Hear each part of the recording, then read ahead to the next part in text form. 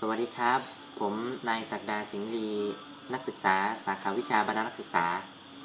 คณะครุศาสตร์มหาวิทยาลัยราชภัฏมหาสารคามที่เรียนในรายวิชา Speaking and Listening for English 2 นะครับหรือวิชาการฟังและการพูดภาษาอังกฤษนะครับวันนี้จะมาแนะนำการอ่านเลขทะเบียนบ้านทางภาษาอังกฤษนะครับก็หลักการนะครับปกติเนี่ยเขานิยมอ่านแบบเรียงตัวไปนะครับอย่างเช่น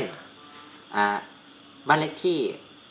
650นะครับก็จะอ่านว่า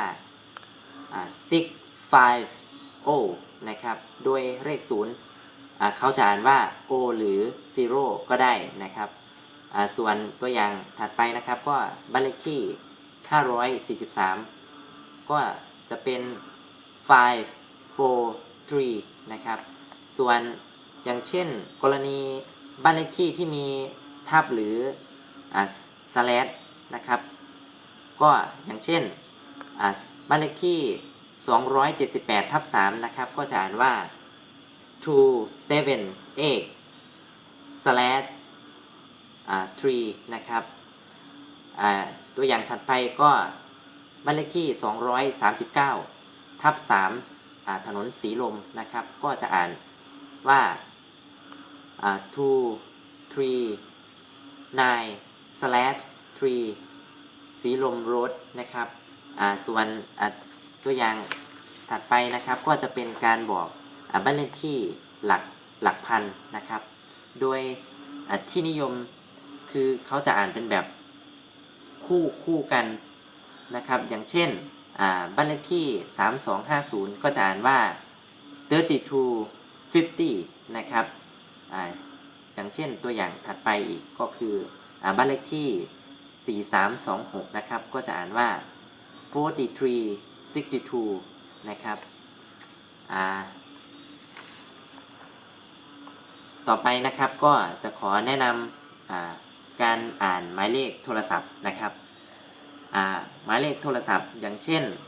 เบอร์0913624703นะครับก็จะอ่านว่าtel o 9136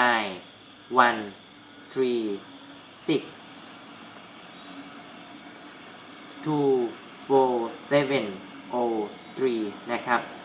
อีกตัวอย่างถัดไปนะครับก็telขออภัยนะฮะตัวอย่างถัดไปก็อย่างเช่นหมายเลข0827872136นะครับก็จะอ่านว่า tel 08278721336นะครับ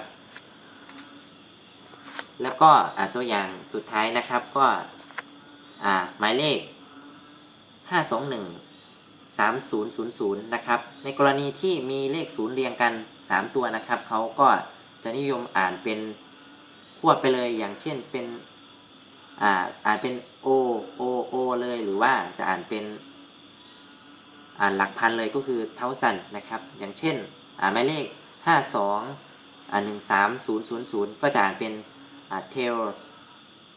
5213000นะครับก็สำหรับวันนี้ก็ได้นำเสนอ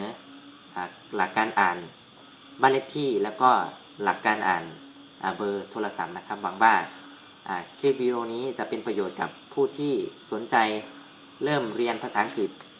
แล้วก็ผู้ที่ไม่มีพื้นฐานภาษาอังกฤษเลยก็ขอขอบคุณครับ